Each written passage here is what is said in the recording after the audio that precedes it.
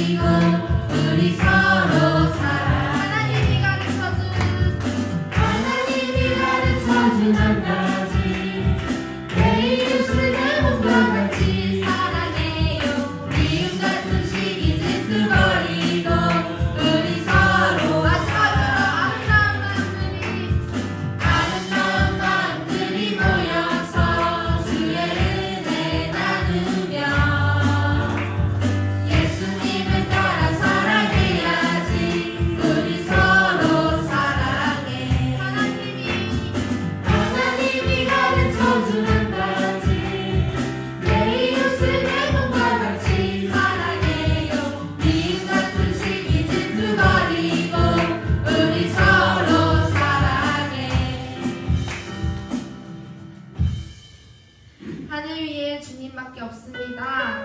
오직 한 가지 그 하나님의 진리만을 믿으며 주님의 그 힘을 의지하는 저희들이 되기 원합니다. 하늘 위에 주님밖에 하늘 위에 주님밖에 내가 사모할 자 이 세상에 없네. 내 맘과 힘을 믿을 수 없네. 오직 한 가지 그 진리를 믿네.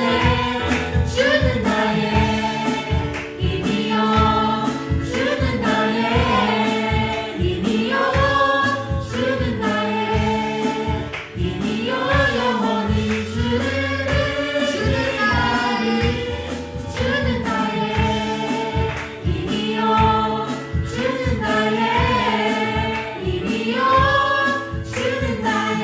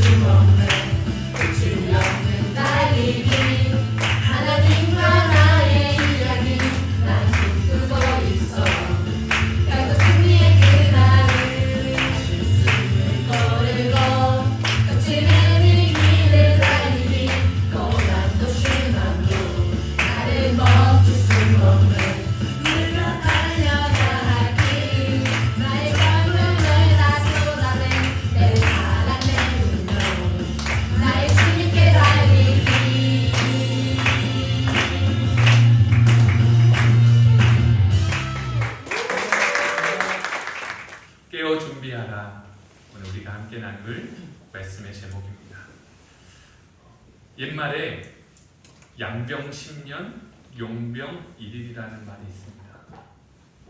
그 말의 뜻은 무엇이냐면요, 병사를 키우는 데는 10년이라는 시간이 걸리는데 그 병사를 사용하는 데는 하루밖에 걸리지 않는다는 것입니다.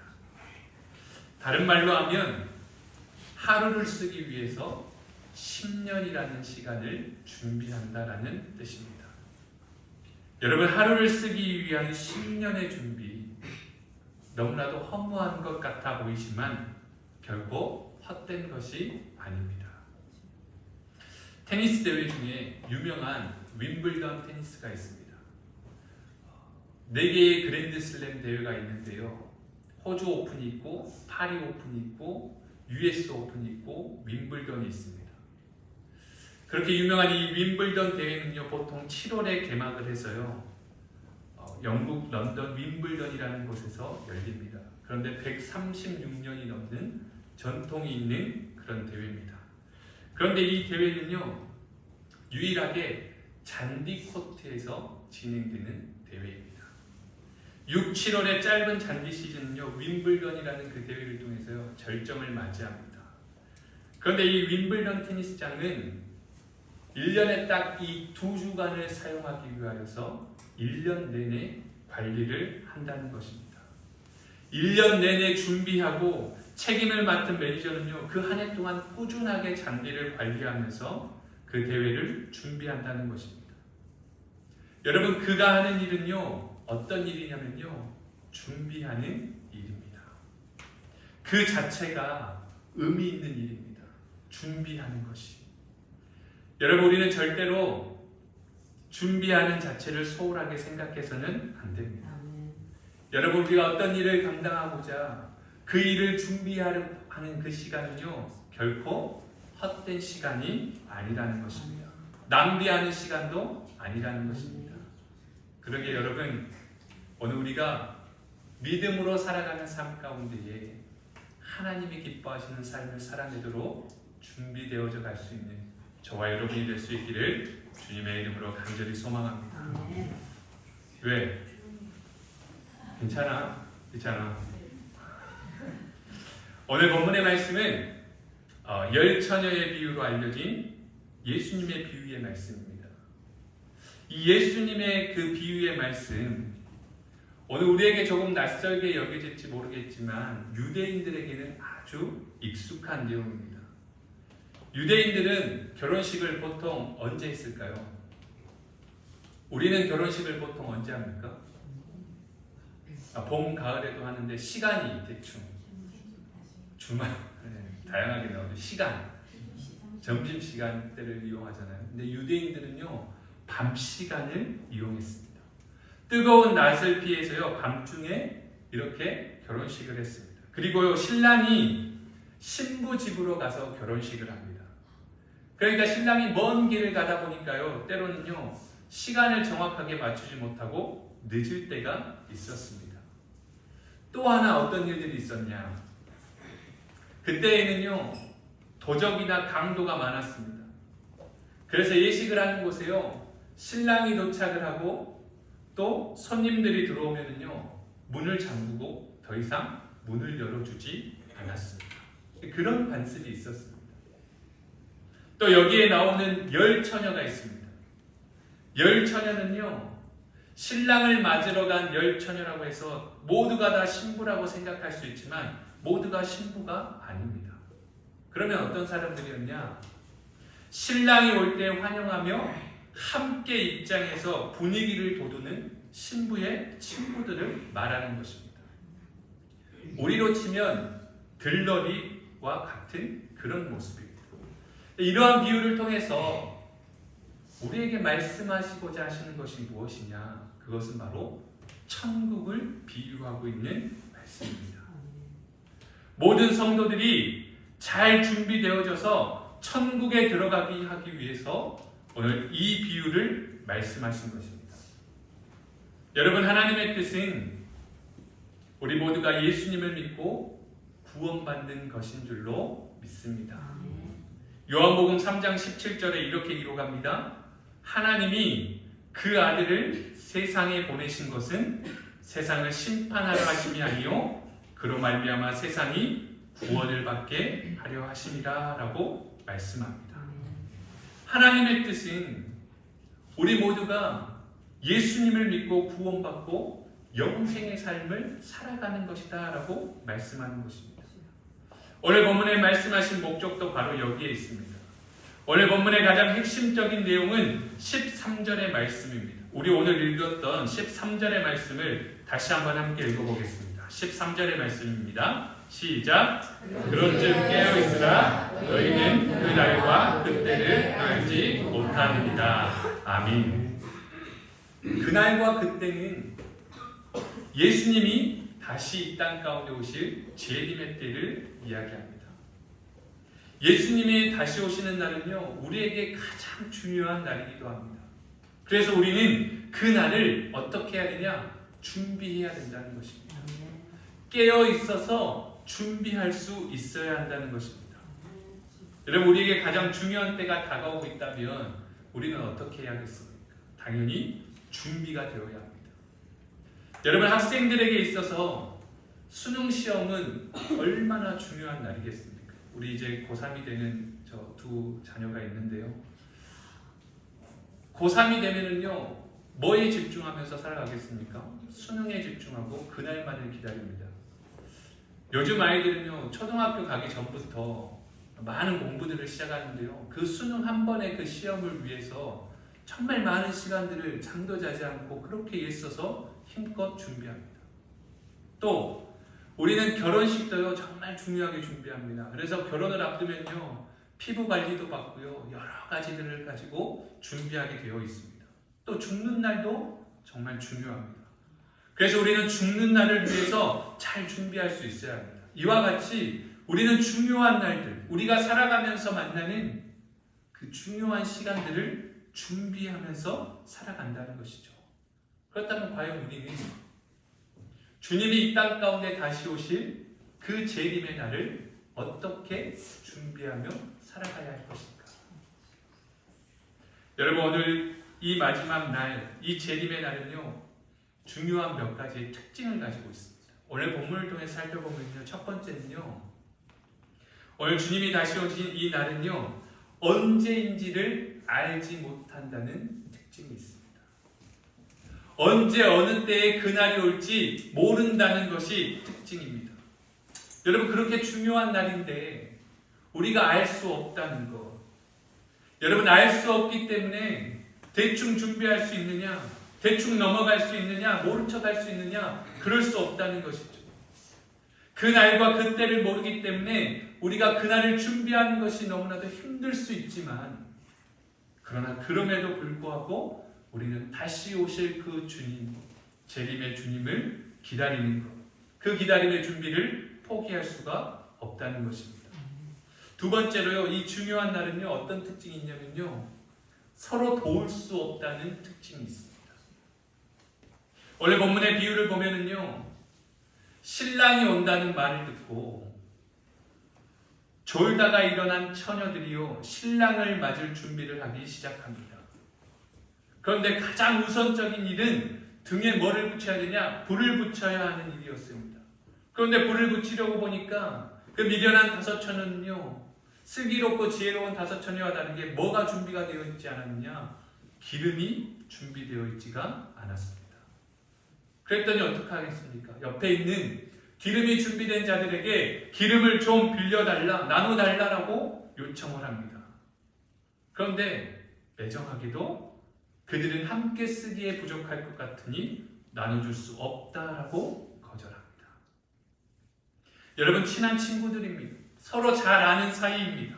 얼마 전까지만 해도 함께 모든 시간들을 보냈던 그런 사람들입니다. 그런데요, 매정하게도 기름을 나눠주지 않습니다. 여러분, 이것이 바로 주님이 이 땅 가운데 다시 오실 그날에 나타나는 특별한 현상이라는 것입니다. 예수님이 이 땅에 오셔서 재림하실 때에 누구의 도움을 받아다 천국을 갈 수 있다든지, 어떤 연주를 통하여서 어떠한 라인을 통해서 예수님 앞에 백을 쓸 수 있다는 것이 아니라는 것입니다.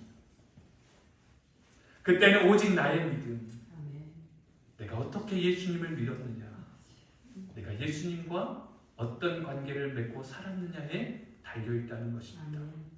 내가 목사의 아들이고 내가 장로의 딸이고 내 부인이 집사고 내 어머니가 권사고 그런 것이 전혀 필요가 없다는 것입니다. 주님 다시 오실 때 오직 나와 하나님과의 관계, 내가 정말 예수님을 믿고 살아갔느냐, 그것이 중요함을 우리에게 말씀으로, 비유로 허락해 주시는 것입니다. 또 세 번째, 이 중요한 날은요, 어떤 특징이 있냐면 한 번으로 끝난다는 특징이 있습니다. 오늘 본문에 나오는 비유에서요, 한 번 문이 닫힌 후에는요 어떻게 됐습니까? 다시는 열려지지 않았습니다. 이 문을 두드리면서 열어달라고 아무리 외쳐도 내가 너희를 알지 못하노라 라고 말씀합니다. 여러분, 한 번밖에 기회가 없다는 것이 이날의 특징입니다. 다시는 기회가 없는 것처럼 여러분 안타깝고 무서운 일이 없을 것입니다.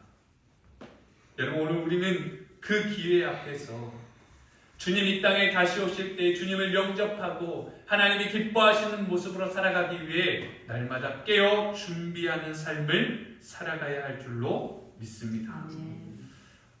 태평양 한가운데에 자그마한 섬이 있었습니다. 그곳에는 오래전부터 전해 내려오는 풍습이 하나 있는데요, 항해를 하다가 풍랑을 만나서 그 섬으로 표류해 오면은요, 이 섬 안에 있는 사람들이요, 세상의 정보를 알기 위해서 그 사람을요 1년 동안 왕을 시켜주는 풍습이 있었습니다. 그런데 1년이 지난 후에는 어떻게 되느냐, 왔던 모습 그대로 떠나가야 합니다. 널빤지를 타고 왔으면 또 널빤지를 타고 나가야 되고요, 조각배를 타고 왔으면 그 조각배를 태워서 보내는 것입니다. 어떤 사람이요, 풍랑을 만나서 간신히 스트리포를 타고 그 섬에 도착했답니다. 그래서 그 섬의 원주민들이 그 사람의 옷을 다 벗기고요, 그가 타고 왔던 널빤지, 그가 타고 왔던 스티로폼을 잘 보관해 두고요, 왕으로 다 이렇게 모셨습니다. 그러면서 이렇게 이야기합니다. 당신은 1년 동안 이곳에서 왕입니다. 무슨 일이든 할 수 있고 무슨 일이든 시킬 수 있습니다. 그러나 단 한 가지의 조건, 1년이 지나면 이 옷을 입고 이 스티로폼을 타고 나가야 합니다 라고 말했습니다. 이제 이 사람이 묻는 거예요. 혹시 나 말고 다른 사람이 온 적이 있느냐? 그랬더니 두 사람이 있었다고 이야기합니다. 그 두 사람은 어떻게 살았느냐? 첫 번째 사람은요, 오더니 큰 집을 지었답니다. 그리고 자신들이 가지고 있는 모든 금은 보화를 다 자기에게 가지고 오라고 시켰다라고 이야기합니다. 그러면서 그 사람이 왜 그랬는지는 알 수가 없다라고 이야기합니다. 1년이 지난 후에 그 사람은 나가야 합니다. 그런데 원래 타고 왔던 널빤지를 타고 나가다가 얼마 못 가서 빠져 죽었다라고 이야기합니다. 그럼 두 번째 사람은 어땠느냐라고 물었습니다. 두 번째 사람은 먼저 번 사람이 지어놓은 그 집과 보물을 보더니 저렇게 미련한 사람이 어디 있느냐라고 이야기하면서 하나도 못 가져가는 것을 왜 저렇게 쌓아놨을까라고 이야기하면서 1년 동안 섬을 돌아다니면서요, 몸에 좋다고 하는 것은요 무엇이든지 열심히 먹었다고 합니다. 좋은 것들을 다 가지고 오라고 해서요 계속해서 많은 것들을 먹었다고 합니다. 여러분, 1년이 지나니까 그 사람이 어떻게 됐을까요? 몸이 많이 불었겠죠. 그런데 이 사람은요, 해필이면요 헤엄을 쳐서 왔었던 사람이라고 합니다. 이렇게 불어가지고요 다시 헤엄쳐 나가다 얼마 못 가서 빠져 죽었다는 것이죠. 그러고 나서 이제 세 번째 도착했던 사람이 바로 지금 왔던 사람이라고 이야기를 하는 것이죠. 이 사람이요 섬을 둘러봅니다. 그랬더니 섬하고 조금 떨어진 곳에요 조그마한 무엇인가가 보이는데요, 그것이 어디냐고 물었더니요 사람이 살 수 없는 무인도라고 이야기를 하더랍니다. 그랬더니 이 사람이 저 섬에 우물을 파고 섬에 집을 짓고 그 섬에 먹을 것을 가져다 놓아라, 나무를 심고 꽃도 심어 놓아라, 1년 동안 그 섬을 계속해서 갖고 오라라고 명령을 하는 거예요. 드디어 1년이 지났습니다. 처음에 왔던 스티로폼을 타고 가는데요. 그 사람은 어디로 가면 됩니까? 그렇게 1년 동안 갖고 왔던 그 가까이 있는 무인도로 무사히 도착을 하게 되었다는 것입니다. 여러분, 우스운 이야기일 수도 있지만요. 1년이라는 시간 동안에 그곳에 머물 수 있고 떠나야 한다는 형편을 그는 분명하게 이해했습니다. 그러니까 그 섬에서는요, 어떤 것도 투자하지 않았습니다. 내가 장차 가야 할 그곳을 위해서 준비했다는 것입니다. 여러분, 오늘 저와 여러분이 주님 이 땅에 다시 오실 그날과 그때를 준비하며 살아갈 수 있기를 주님의 이름으로 축복합니다. 당장 내 눈앞에 보이는 것, 내가 쌓는 많은 것들, 그것들을 위해서 살아가는 인생이 아니라 주님 다시 이 땅에 오실 그날을 깨어 준비하며 살아갈 수 있는 삶. 오늘 우리가 그 믿음의 삶을 살아갈 수 있기를 주님의 이름으로 간절히 소망합니다. 그때를 알지 못하기에 우리는 더욱더 준비하며 살아가야 할 줄로 믿습니다. 우리가 어떻게 그날을 준비할 수 있을까? 오늘 우리 말씀을 통해서 함께 나눠보려고 합니다. 첫 번째, 우리는 오늘 준비해야 합니다. 오늘 준비한다는 것은요, 여러분, 두 가지의 의미가 있습니다.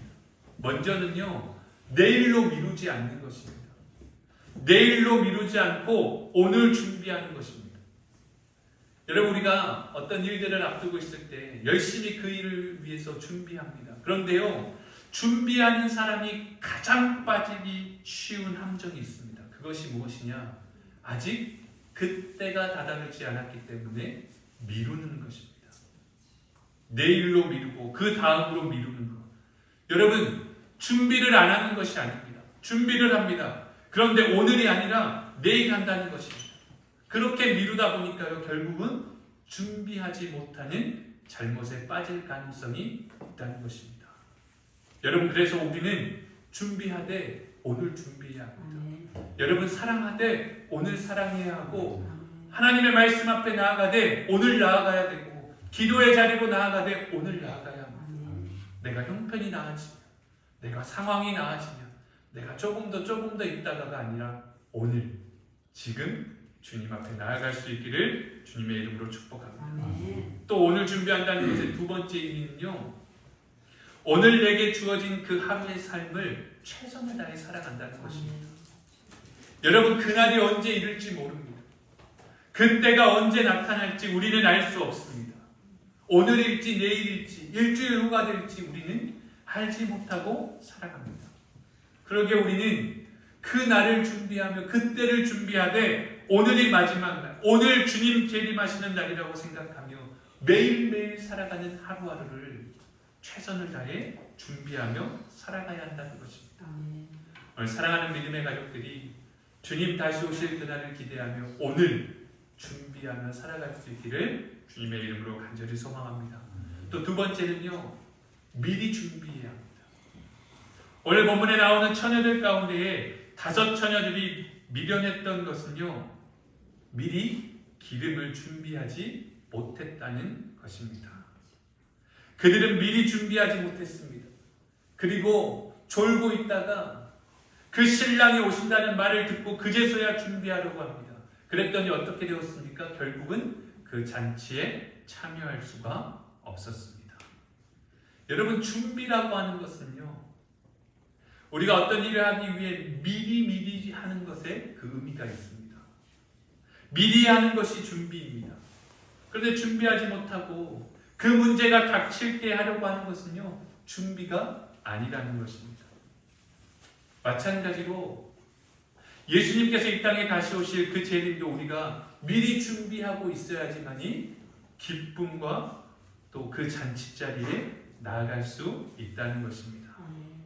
여러분, 우리가 아직 살아있을 때에, 오늘 아직 예수님이 재림하시기 전에 기회가 주어지고 젊음이 있을 이 때에 미리 예수님의 다시 오심을 기대하고 준비하며 살아갈 수 있는 저와 여러분이 될 수 있기를 간절히 소망합니다. 마지막 세 번째는요, 그날에 꼭 필요한 것들을 우리는 준비하고 살아가야 합니다. 오늘 본문의 비유에 나오는 10 처녀에게 있어서 꼭 필요한 준비물이 있었습니다. 그것은 등과 기름이었습니다. 밤중에 오는 신랑을 맞이하기 위해서 기다리고 있는 처녀들에게 꼭 필요했던 것은 무엇이었냐? 등과 기름이었습니다. 미련한 5 처녀는 등만 준비하고 기름을 준비하지 못했습니다. 그래서 신랑을 맞이할 수 없었습니다. 그러나 지혜로운 5 처녀는요, 등과 기름을 함께 준비했습니다. 그리고 신랑을 맞이할 수 있었고 잔치에 참여할 수 있었습니다. 여러분, 오늘 이 10 처녀에게 등과 기름이 꼭 필요했던 것처럼 우리에게도 꼭 필요한 것이 있습니다. 그것은 형식적인 신앙의 삶이 아니라 진실된 신앙으로 살아가는 것입니다. 형식적인 신앙생활이 무엇이냐? 겉모양의 신앙생활을 말합니다. 겉으로 보기에는 열심히 믿는 것 같지만, 교회에서 많은 일들을 감당하며 살아가는 것 같지만, 그 가운데, 그 삶 가운데에 정말 하나님의 말씀대로 살아내는 힘과 능력이 없다면 이런 것과 같습니다. 경건의 모양은 있지만 그 능력이 나타나지 않는 것과 같아요. 여러분, 오늘 우리는 형식적인 모습으로 등만 준비하고 살아가서는 안 됩니다. 오늘 우리는 하나님을 향한 신실한 믿음의 기름을 준비해야 할 줄로 믿습니다. 예수님을 믿는 그 믿음, 예수님과 나와의 관계, 오늘 우리가 주님을 맞이하기 위해 준비해야 할 것들을 준비할 수 있기를 간절히 소망합니다. 또 우리에게는요, 그 진실한 믿음과 성결함이 필요합니다. 주님 다시 오실 그때에 예수님을 맞이하며 살아가기 위해서 우리는 깨끗하게 준비되어 있어야 합니다. 몸을 깨끗하게 해야 하고 우리의 믿음과 우리의 마음과 우리의 모든 삶을 주님 앞에 허물없고 흠이 없게 준비되어져 가야 할 줄로 믿습니다. 그래서 우리 사랑하는 믿음의 가족들이 이 대림절 절기를 보내면서 우리의 삶이 신앙적으로 그리고 육신적으로 더욱더 깨끗하고 성결해지는 은혜가 있기를 주님의 이름으로 축복합니다. 또한 사랑의 준비가 필요합니다. 여러분, 우리가 주님 앞에 내어드릴 것은요, 주님을 향한 사랑밖에는 없습니다. 내가 진심으로 주님을 사랑하는 그 마음으로 주님 다시 오심을 준비하며 살아갈 수 있어야 할 줄로 믿습니다. 여러분, 오늘 우리가 내 힘으로 살아가는 것 같지만, 내 능력으로 살아가는 것 같지만 주님의 사랑이 없이는 우리는 아무것도 할 수 없고 아무것도 아닌 인생임을 기억하며 살아갈 수 있는 저와 여러분이 될 수 있기를 주님의 이름으로 축복합니다. 그래서 제가 주님을 사랑하겠습니다. 제가 주님께서 주신 그 귀한 계명을 기억하며 내 이웃을 내 몸과 같이 사랑하며 살아가겠습니다. 그 사랑의 마음으로 주님 다시 오실 그날을 기대하며 나아갈 수 있는 저와 여러분이 될 수 있기를 간절히 소망합니다. 사랑하는 여러분, 우리는 지금 대림절 절기를 보내고 있습니다. 여러분, 준비하는 자가 행복한 자인 줄로 믿습니다. 준비하지 못하는 자는 불행한 자입니다. 여러분, 우리의 삶 가운데에 가장 중요한 그날, 주님 다시 오시는 그날을 준비하며 깨어있는 저와 여러분이 될 수 있기를 주님의 이름으로 축복합니다. 지혜로운 자가 되어 신랑 되신 주님이 오실 때에 기쁨으로 맞이하고 잔치자리에 참여하며 하나님의 영광 되어 살아갈 수 있는 우리 사랑하는 물된 동산의 가족들이 되시기를 주님의 이름으로 간절히 소망합니다. 그 믿음으로 살아갈 때에 오늘 주님을 통하여서 우리의 삶이 변화되고 우리의 삶이 회복되는 은혜가 우리 모두에게 임하게 될 줄로 분명히 믿습니다. 기도하겠습니다.